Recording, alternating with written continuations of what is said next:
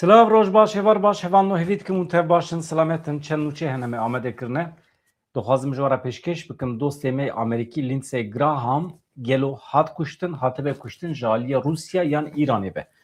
Em zanin Lindsey Graham dostekî pir başî İsraîlê bû, baweyekî pir vekirî alîkarî dida İsraîlê, alîkarî dida Kurdan jî li Rojata Navîn. Ev her du milletên Rojata Navîn hem cihû hem Kurd dostên wî bûn. Kêfa Îranê jê re nedihat. Beriya sê rojan gefek pir ciddî xwaribû ji Îranê. Wextê ku têbîra we min nûçe pêşkêş kiribû Donald Trump jî gotibû anha li ser me tehdît heye.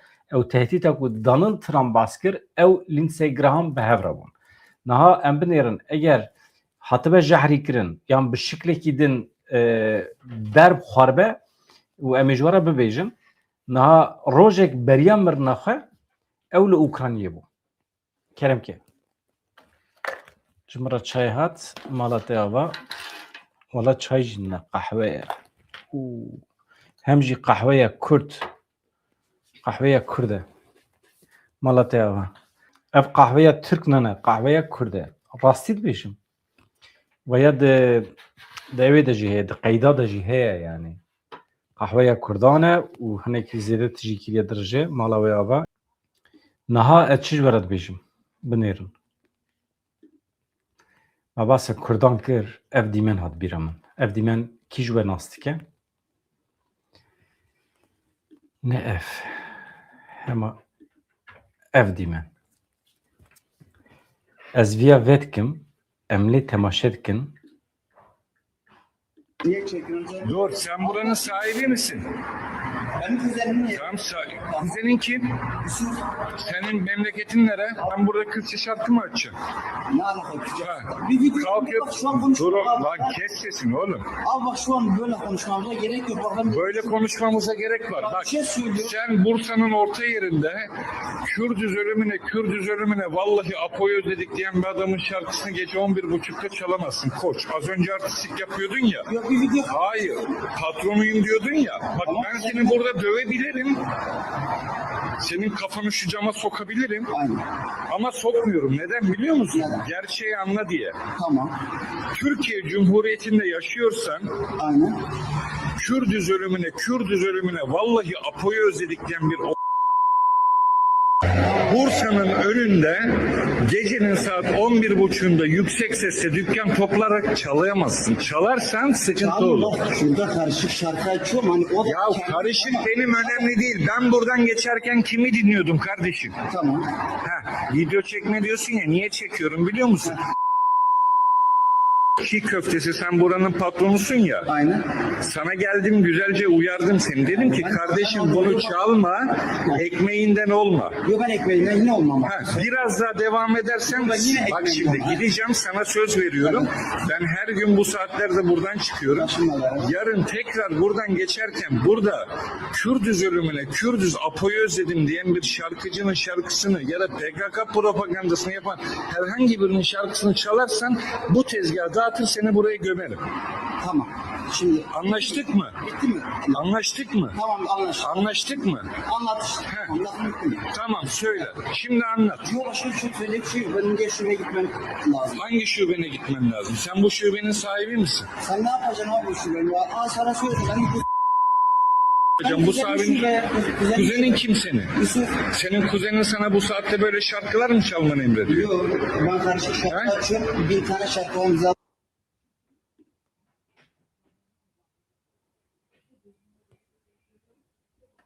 Hevalê ku ji Tirkî fehm nakin û texmîn dikin dewçiye mesele çi ye?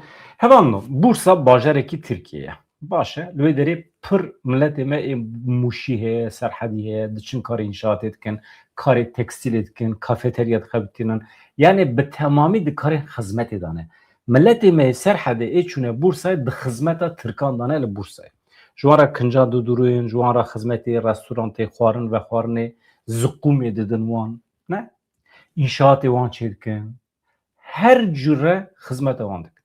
Beriya niha jî gencê me avêtî bûn Erdê kirasê wan jê derxistî bû. Temamen tezîrot avêtî bûn Erdê. Niyeta wan çiye? Kurdan be rumet bikin. Bu rumet avan bilizin. Ama tişteki jvan ciranı me Türkara bibêjim. Ve dünyayı da her tişte bir kirin. Ama hareketa piçuk xistine ya insanın tucarnayış bir kirin. Le dereki eğer hun piçuk hatıbın xistin, eğer be gurura ve hatıbı listin, vake tecavüze. Tu tucar jbir naki. Jbir naki. Jberviye ki her derbaku nijatperestin Türk li Kurda dixin, dikeve hafızaya milleti Kurd û jbir nave. Ez dawî ji were bibêjim, paşê jî em şîrovet kin û senin ne. Herkes divê heddê xwe zanibe. Dewleta Tirkî, dewleta bavê Tirkan ne. Herkes baca xwe dide, vergiya xwe dide, diçe askeriyê. Ev dewlet, dewleta wan kesan e ku lê xwedî derdikevin bi baca xwe, bi askeriya xwe, bi her tiştê xwe. Baş e? Kesekî nikare ayar bide Kurdan. Heddê tu Tirkekî ne. Eğer zor, zext, küfür, dijûn li Kurdekî hatibe kirin û Kurdê din bêdeng bin, ev ne bêdengî, ev hakikaten bêşerefiye. Bi vî şeklî nabe. Çünkü ew xortê Kurd ne tenê ji ber tîpa xwe, ne ji ber bêjn û bala xwe, ne ji ber ku dizî kiriye heqaret lê tê kirin. Sırf ji ber ku Kurd e. Daw çi ye? Kafeteryekî wî heye. Dî çî köfte difroşe, çi difroşe nizanim. Kilamên Kurdî vedike. Serhedî Amerîk. Kurik. Kilamên Kurdî vedike. Ahmet Kaya vedike. Kesê din vedike. Kesê ku kêfa wî jêra tê vedike. Beriya heftekî tê bîra we? Me gotibû stranên Kurdî navêjin serê li Diyarbekirê jî. Ev e. Hêzên dewleta Tirkiye tên Kurdan tehdît dikin. Ev e AKP, ev e MHP, ev e mejiyê wanê ku bi vî şeklî şekil girtiye û perwerde biye. Tê kiye nizanim? Polîse yekê sivîl e tê jêra dibêje ez ê serê te camê xim, ez ê te vê derê bixim çel. Bi mirinê tehdît dike û heqaretê herî giran lê dike. Heqaretê li xwediyê muzîkê dike, li stranbêj dike, heqaretê li Öcalan dike, li her kesî dike. Tamam. Di vê derê de eger tu dengê xanekî sibê dor tê te Kurdbûn aydê me tevan e. Em mecbûr û xwedî li xwe û kurdeyetiya xwe derbikevin. Bi vî şeklî demokratîze nabe ev cîranên me. Cîranên me hovin. Ne mümkün e, ne mümkün e. Ji ber vê yekê evanno yani çima vê nîşanê veddim divê em hinekî aciz bin. Divê em hinekî bicerifin û werin ser hemdê xwe. Em xeta xwe yên netewî derbixin pêş em mecbûrin. Niha ev psikolojiya komê ye kom. Em komin. Wextê ku êrişekî were ser kom eger em nebin yek em xilas dibin. Çünkü mesela çima vicdana me aciz dibe dema ku ji vî xortî re de xeberan mîna ku ji me re de be xeberan. Çünkü tiştî ku ev xort dike em jî dikin. Tiştî ku ev xort dike em sibê hetayê were dike em 24 saata dikin. Her insanê ku xebata vî kurikî dike yani müzika Kurd godarî dike û li hember vê bêşerefiya nijadperestê Tirk bêdeng bibe wê demê hakikaten vicdana xewanda kiriye. Merov dibe yani ev kesê ku hatiye ev ciwanê me tehdît kiriye dibe muhakkak derkeve pêşiya adaleta gencên Kurda. Muhakkak. Gencê Kurda diçin vî camerî digirin tînin derdixin mehkemeya Kurdan û dibêjin ke ku ji me re îzah bike. Ez li welatê xwe me ez li Bursayê me. Nasnameya Tirkiye di cêva me de ye jî, di cêva te de ye jî. Tiştek ku li cem te zêde ye çi ye? Ji me re îzah bike.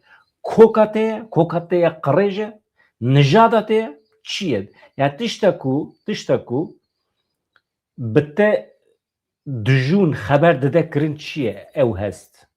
Dibe li ber adaleta gencê Kurda ifade xwe bide ev kes. Ez nabêjim bikujin, ez nabêjim zarar bidine. Tenê dibêjim hesab jî bipirsin.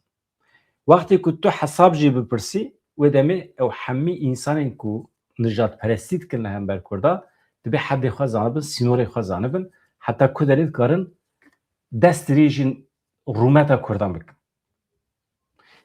Eğer tu rahat berdi, bunların o gence Kurda kusibe hatta var ser medya civaki virda ve de ayar dedin insana o gencin me Kurda ku dert kebe ser sahne tilyakat hacinin ji Kurdan re dibe bela biçin vi camiri bibinin u derxin mahkemeye Kurda peşi. Başa hakikaten ya bir şekli dibe em her roj bas bikin. Em ne westin. Bursa jî, İzmir jî, Deveren Cuda jî, Karadenizê jî hekaret pir li Kurdan tê kirin.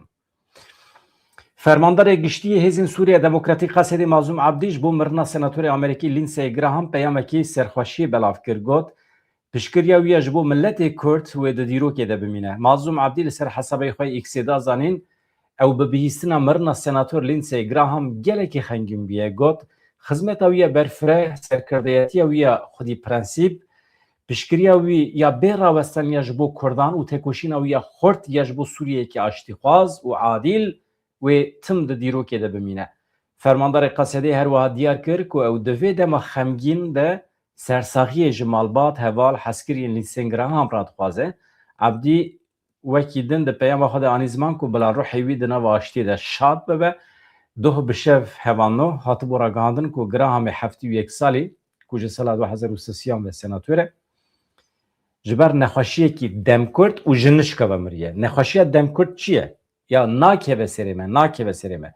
Ez nabêjim hatiye kuştin ya ne hatiye kuştin. Yani insanekî senatör be 24 saatan li keleka wî doktorê wî heye.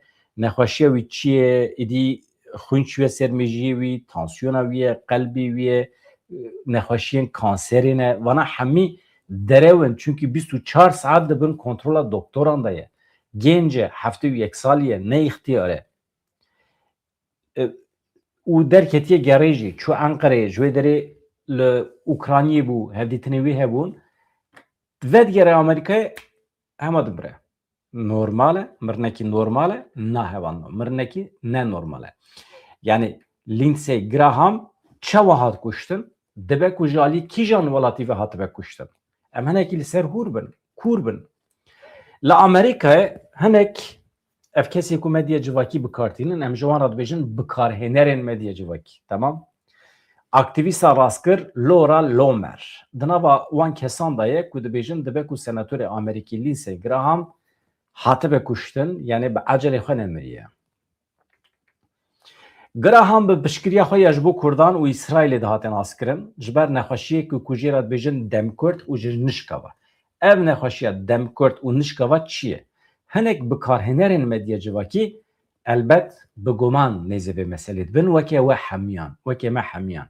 Li Amerîkayê na li deverên din ên cîhanê jî siyasetmedar zû bi zû bi ecelê xwe namirin. 24 saat dibin kontrola doktoran da ne. Dibe ku hatibe jehrî kirin erê aktivîsta rastkir Laura Lomer ku piştgiriyekî dilsoz ê Donald Trump e li ser hesabê xwe X'ê peyamekî belav kir got gelo Rusyayê Lindsey Graham jehrî kiriye. Lomerê bi bîranî ku Rusya ji bo merasima cenazeyê rêberêberiyê Îranê Elî Xameney şandiye. Heyetekî şandiye. Dibêje artêşa passeraniya Îranê banga kuştina hem Lomerê hem banga kuştina serokê Amerîkayê Donald Trump û hem jî banga kuştina senatör Graham kiriye. Yani baweyekî vekirî tehdît kiriye. Lomerê paras ku divê li ser mirina Graham lêpirsînekê ciddî were kirin balkişan ser wê yekê ku senatör Graham rojekî beriya mirina xwe li Ukraynayê bûye. Li gorî xebatkarên Graham yani çawa hatiye kuştin, çawa miriye ji nişkeva. Xebatkarê wî kî ne? Dibe ku xebatkarê wî hatibin kirîn di nava îhtîmalan da ye. Xebatkarê wî dibêjin ji nişkeva. Ji ber nexweşiyekî bê serûber miriye. Çi ye ev? Nexweşiyekî bê serûber çi ye? Gelo Rusyayê senatörekî Amerîkî da kuştin yani ev Graham. Xebatkarê nêz ê Graham kirî kiribin. Lomerê di parvekirina xwe ya din de peyama ku Graham beriya 5 rojan li ser hesabê xwe medya civakî belav kiribû wekî jêder nîşanda got beriya 5 rojan senatör Lindsey Graham li ser gefên kuştinê yên artêşa pasteran ya Îranê ên li dijî wî peyamek belav kiribû. Graham gotibû erê Îranê ez tehdît kirime ew bi guman nêzîkî mirina Graham dibe piştî vegera ji Ukraynayê dibe ku hatibe jahrîkirin. Yani ne tesadüfe. Gefên Îranê çi qas ciddî ne.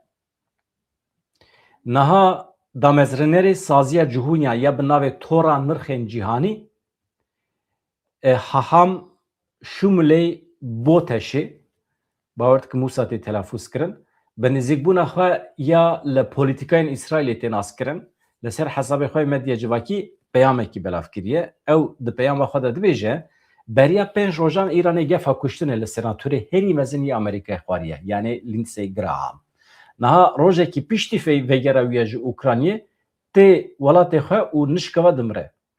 Çima? Herkes aynı pirsê dipirse. Botaş di parvekirina xwe ya din de jî diyar dike dibe ku Îran berpirsê mirina Graham be. Gelo wekî ku soz dabûn gelo dibe ku Îranê ew dabe kuştin? Ji ber ku Graham gelek nêzî İsraîlî bû, alîgirê helweşandina Îranê bû û alîgirê İsraîlek berfireh bû, alîgirê ew jî bû. Êrişa li ser Gazayê. Xwediyê kanala YouTubeê heye, ew jî Liberty Lockdown, ew jî bi aynî awayê dibêje.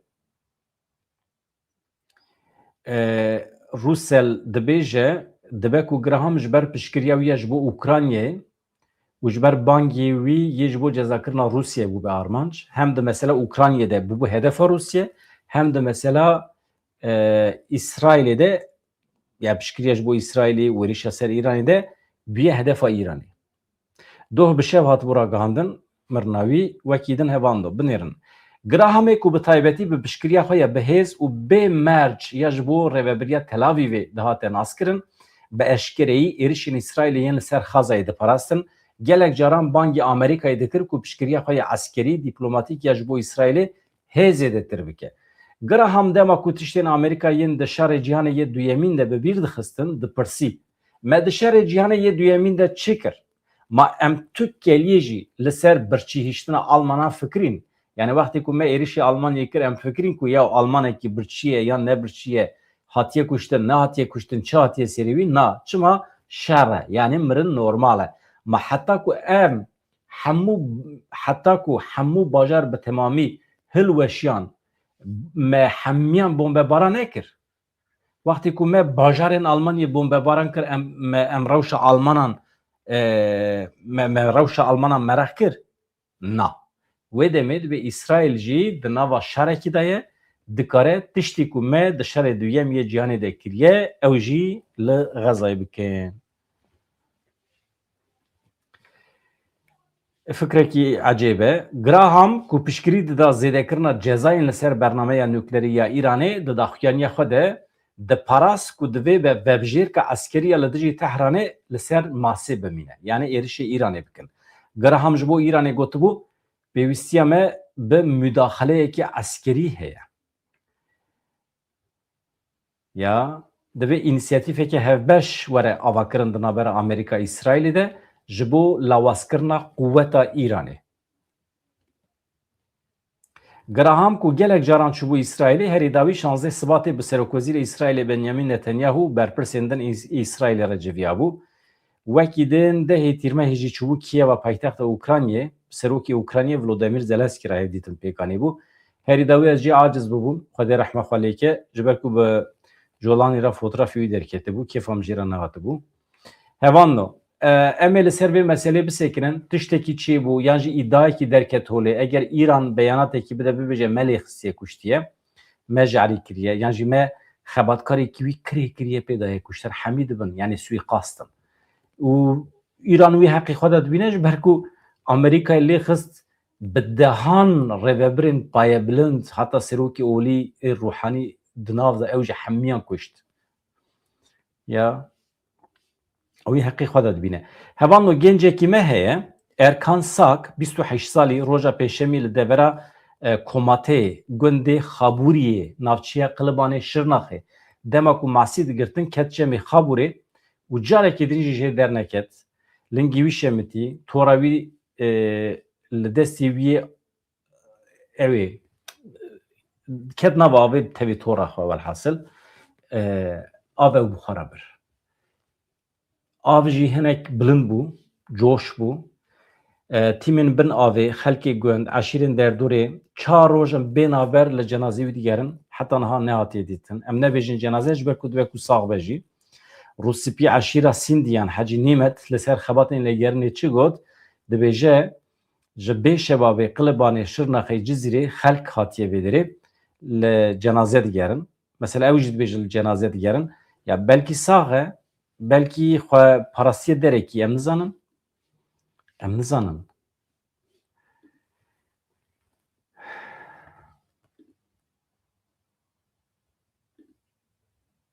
Ez dîmenê vê meselê bînim ser ekranê ew ê wî hene lêgerîn hene. Ev dîmenê lêgerîn hene hevanno.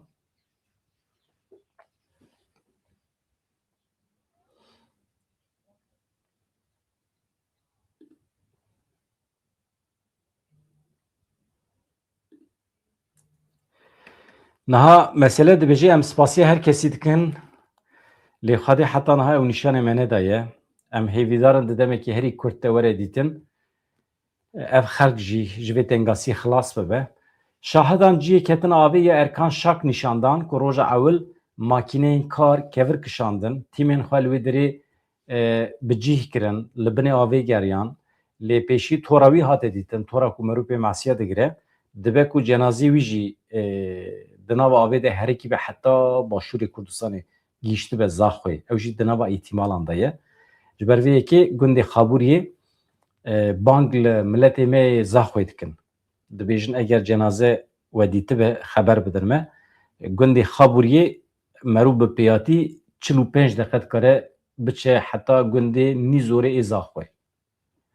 Gundî dibêjin dibe ku avê termî wî bire be nava sînorê Herêma Kurdistanê. Ji ber vê yekê xelkê Zaxoyê gundên li ser çemê Xaburê dixwazin ew jî tevlî lêgerinê bibin. Muxtarê gundê Xaburiyê dibêje hêviya me ji gelê me ew e yani miletê me Gulî û Sindiyan ji aliyê xwe ve beşdarê xibatên lêgerinê bibin. Dibe ku avê cenazê wî biribe heta gundê Nîzorê jî. Gelê me Şirnexê Qilibanê bi hemû hewldanê xwe çend rojin li ser wî çemê di nava lêgerinan de ne. Hevjîna wî jî heye. Hevjîna wî ducaniyê hevanno. Erkan Sak 3 sal berêzê wî jî bû. Zarokekî wî 2 salî heye. Hevjîna wî jî ducaniyê. Yani her çi qasî piştî 4 rojan li gund şîna wî hatibe danîn jî dayîk û bavê wî hîn jî bi hêvîne ku çemê Xaburê kurê wan bi saxî bîne. Cenaza nehatiye dîtin. Heta cenaza neyê dîtin jî tazî nerast e. Tazî nerast e. Ya bi vê wesileyê tê bîra we hefteya borî min behsa bi zimamekî xwe kiribû li Parîsê ketibû avê. Paşê min dîm xeber neda we.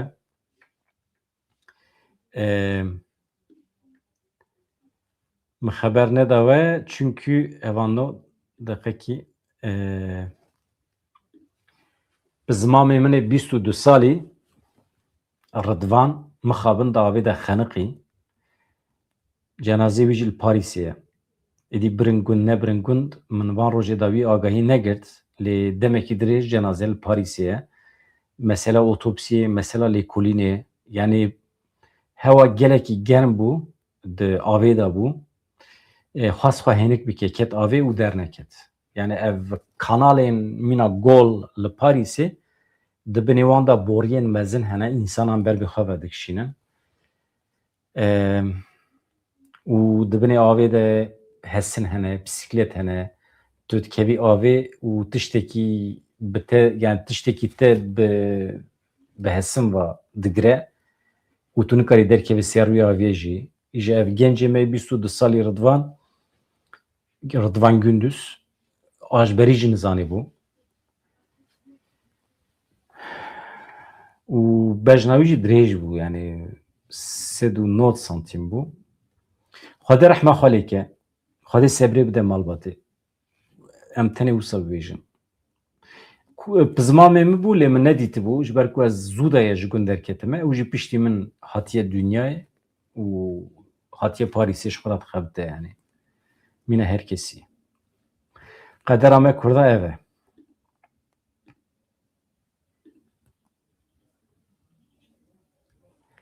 Fermandariya navendiya hêzên Amerîkayê Centcomê di daxuyaniya xwe ya herî nû de ragihand ku tenga ve Hormuzê vekiriye Îran wê kontrol nake. Centcomê her wiha destnîşan kir ku hêzên artêşa Amerîkayê ji bo misogerkirina azadiya keştîvaniyê di nava amedekariyan dane. Tenga ve Hormuzê ji bo keştiyan anha vekiriye Centcomê eşkere kir. Tenga ve Hormuzê ji bo hemû keştiyên ku dixwazin baweyekî yasayî di vî avê de biherikin, bixebitin dibe ji bo wan vekiriye hêzên Amerîkayê ji ber êrêj, ji ber acizkirin gef û biryarên keyfî yên Îranê di nava amedekariyan de ye, da ku azadiya keştîvaniyê bidomîne. Di daxuyaniya fermandariya navendiya Amerîkayê de tê gotin ku Îran tenga vê kontrol nake, hatin û çûyîna keştiyan vêga vê baş e didome. Li gorî agahiyên Centcomê hêzên Amerîkayê di 2 mehên borî de hêsankarî kiriye da ku zêdetirê 800 keştiyan bêtirî 400 milyon bermîl petrola xav di tenga ve Hormuzê de derbasî deverên cuda yên cîhanê bibe. Tenê di 7 rojên derbasbûyî de zêdetirî 340 keştiyan di tenga vê re derbas bûne. Yani tam ne wisa bila wisa be. Amerîkayê krîza aborî derxiz li temamê cîhanê ji ber vê tenga vê şer da dest pê kirin. Ya em jî ecêbin em hem li dijî şerin û hem jî dixwazin ev kaosa siyasî bi dawî bibe û ji Kurda re azadî were. Yani ya jî kaos çê bibe. Heta kaos çê nebe, aramî çê nebe meselê ev e. Li Tirkiye jî wisa ye. Li Tirkiye anketekî çêbû, li gorî anketê rewşa Dem Partî nexirabe, AKP hildiweşe, CHP gelek li pêş e. Anketa hilbijartinan. Hezîrana îsal 2026 şîrketa lêkolînê ya Ankar anketekî çêkir, nîşan dide ku li Tirkiye Bakurê Kurdistanê pirsgirêka herî mezin ya welatiyan mesela aborî ye, xwarin û vexwarin e, hêza kirînê ye yani pere. Di aynî demê de ji sedî 56 beşdaran xwestine ku hilbijartinên pêşwext çê bibin. Li ser pêvajoya çareseriyê jî ji sedî 43.9 yani ji sedî 44 însanan gotine ku ew bawer nakin ku di dawiya pêvajoyê de dawa Kurd çareser bibe. Tenê ji sedî 27 wan diyar kiriye ku baweriya wan bi vê pêvajoyê heye. Lêkolîn baweyekî rûbirû li gel 2004 kesan pirspirsiye. Emrê van kesan 18 salî mezintir e elbet. Rêjeya kesên ku dibêjin hikûmet welêt xirab birêve dibe gihîştiye ji sedî 64an. Ji 100 kesî 64 kes dibêjin hikûmet vî welatî pir xirab birêve dibe. Rêjeya giştiya kesên ku dibêjin welat baş tê birêve birin ji sedî 29 he. Ew jî nexirab e. Ew jî nexirab e. Piraniya kesê ku dengê xwe didin hilbijartinên pêşwext dixwazin dibêjin hema anha acîlen hilbijartin çê bibe.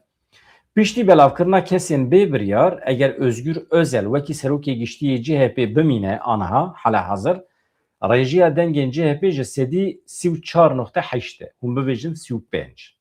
Yani bê biryar dengê wan jî tê belavkirin anha hilbijartin çê bibe Özgür Özel serokê CHP be ji sedî 35 e. Di vê senaryoyê de AKP dadkeve sedî 27. Binêrin. 35 27. Navbera wan da pir heye. Di rêza duyem de ye AKP elbet Dem Partî ji sedî 9.3 ye, MHP ji sedî 8.2, İYİ Partî jî ji sedî 5.3 dengan distîne. Eger Özgür Özel serokê giştiyê CHP ve dibêjim ha. Ne? Heh. İjar eger Kılıçdaroğlu serokê CHP ve wî çawa ve rewş tamamen diguhere. Çi dibe? Di vê rewşê de AKP ji sedî 31 digire. eğer Kılıçdaroğlu Seroki CHP ve Özgür Özel tünebe AKP dibe jesedi sivyek dibe reza yekem Dem Parti jesedi 13.5 digre eğer Kılıçdaroğlu leser CHP Te çi mane? Çıkas Aleviye me hene. Çıkas insan eme Kurdên Sünni hene destek didin CHP. Evet tehemmî ve gerincem Dem Partiye. Bu saxuya.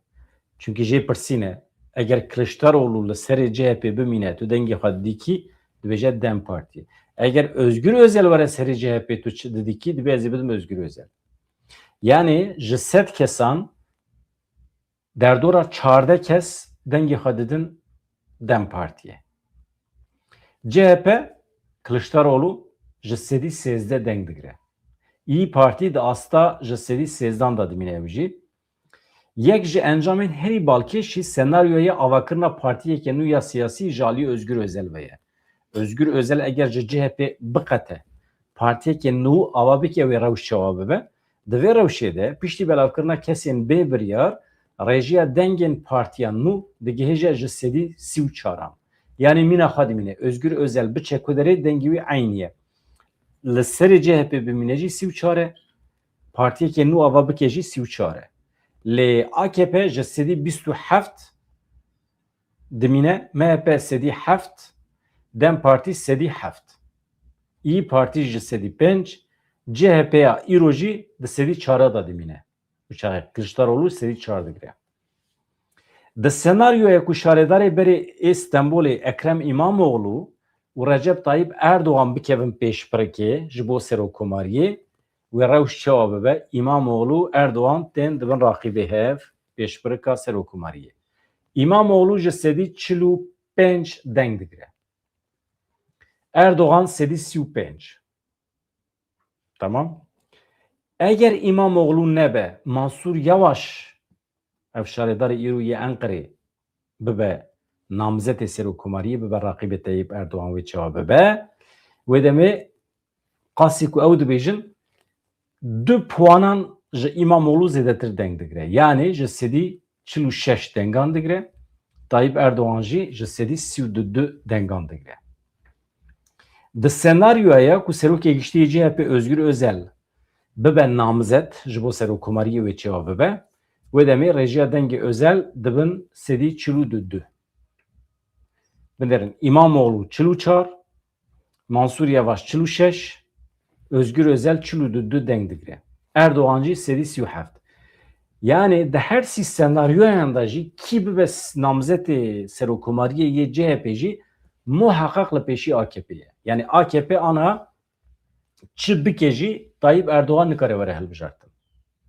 Normal di şertan de. Lê tabii hîlekarî heye filan.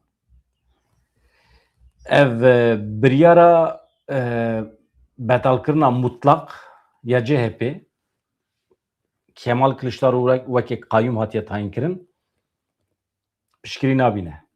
Piştgirî nabîne. Li İsraîlê roja hilbijartina diyar bû hevanno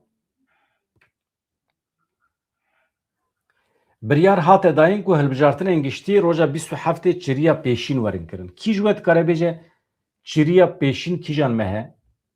Ya normal hevanno me Kurda hê li ser mehal hevnekiriye ya. Mesela normal ê min di beşa me ya rojnamegeriyê de çaya me jî sar bû.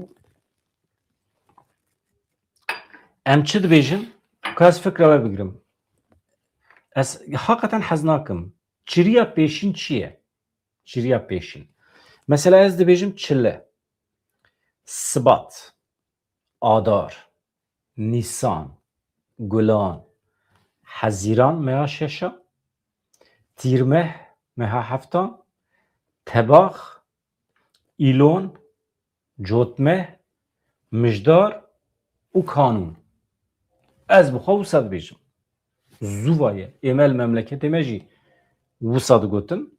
Belkî ne hemî me ama li vê derê çiriya pêşîn heye, çiriya başîn heye, ji çile re nabêjin çile, Yani ez fikri ve merak dikim. Kaz ve nuçe bukhuni varım cemwe. Ama mesela nikaş bikin. Bunu binivsinin ya yani ez dibêjim Oktobre meha heftane meha dehane çiriya peşin meha deha yani Oktober tê cotme dibe cotme. Li gorî nûçeya rojnameya yê dît Ahronotê serokê Komîteya Rêxistinê a Parlamentoya İsraîlê Ofir Katz îro daxuyaniyekê daye di rûniştina komîteyê de ragihandiye ku wan biryar daye roja 17 tîrmehê erkê parlamentoyê diqede. Hilbijartinên giştî 27 çiriya pêşîn têne çêkirin. Yani meha dehan. Di nûçeyê de tê destnîşankirin ku bi temambûna dema erkê hikûmeta rastkir ya tund ya İsraîlê re wê ji sala 1988 ve cara pêşî hilbijartin di dema xwe de têne çêkirin. Dema erkê hikûmetê diqede şêwirmendê hukûqê yê Parlamentoya İsraîlê Sagit Afik şêwirmendê hukûqê yê Parlamentoya İsraîlê Sagit Afik di dema rûniştinê de diyar kir ku bi vê biryarê re parlamento wê demê erkê xwe temam bike. Hikûmeta bi serokatiya Serokwezîrê İsraîlê Benyamin Netanyahu ya ku wekî hikûmeta herî rastkir ya dîroka weletê bi nav kirin 29 kanûna pêşîn ya 2022 yan bawekî fermî dest bi kar kiribû. Ev jî kanûna pêşîn e mesela tamam hat bîra min. Yek çiriya pêşîn yek kanûna pêşîn. Çiriya pêşîn hebe çiriya paşîn jî heye. Kanûna pêşîn hebe kanûna paşîn jî heye. Dibêjin kanûna pêşîn ez dibêjim qey ji bo meha 12 tê gotin. Kanûna pêşî. Kanûna paşîn jî ji bo meha yekî tê gotin çile. Çirî jî wisa ye. Çiriya pêşîn heye çiriya paşîn heye. Tamam. Min nûçeyê xwe temam kiriye. Hevan no. Evet. Yani ez ji were bêjim ew derheqê nûçeya min a yekem de milletekî wextê piçûk were xistin muhaqqaq tola xwe distîne. Muhaqqaq dibe xwedî hestên netewî.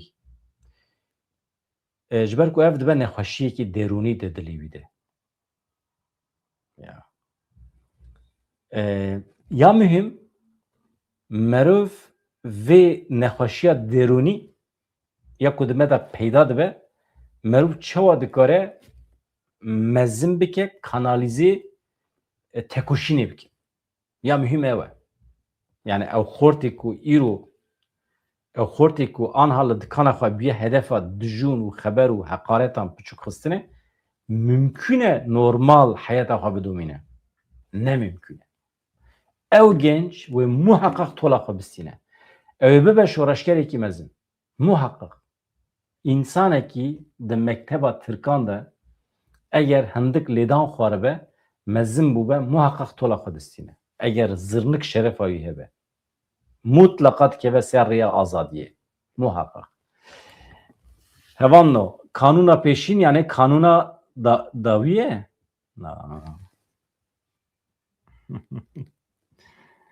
Ka we tiştek negotiye?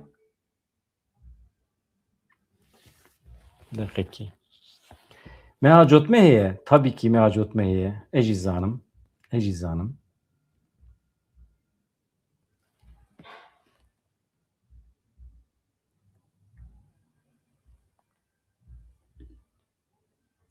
Meha cot. Meha cot. Ez meha cotme heye pir dikim.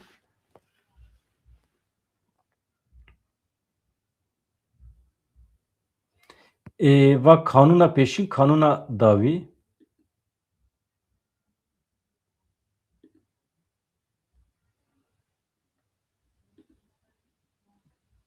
ya rewş bi vî şiklî hevan no mesela ji were çi dibêjim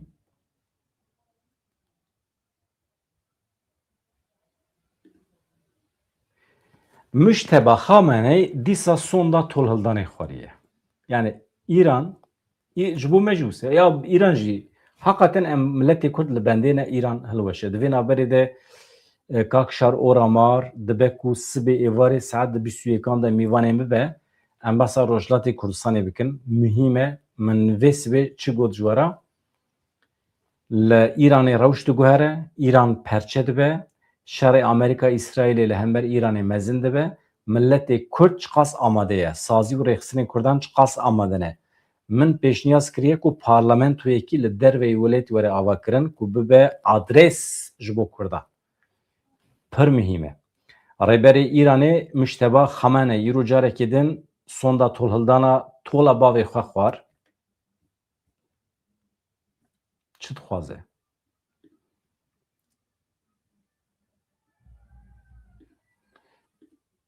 Cem'e dibêjin acelê şivan hatiye, na acelê bizinê hatiye çendanê şivan dixwe.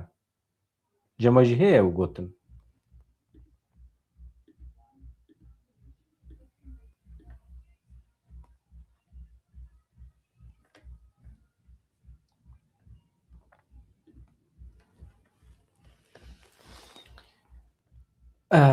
Mujteba Xamenei li ser platforma X'ê peyama xwe belav kiriye. Xuya jî nake. Kesî tîpa wî bejna wî nediye. Di merasima bavê wî de jî xuya nebû. Tune, tune.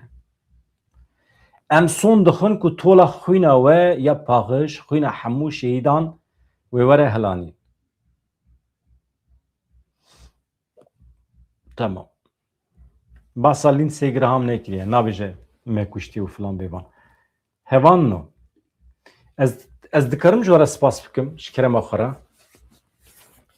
Divan rojê dawiyê de hûn dibin abone. Min çend jara rica kir we jî pêkanî.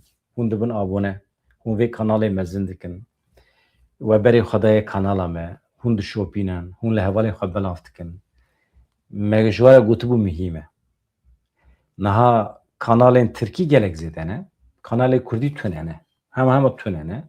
Televizyonê me ji xwe zimanê fermî ye.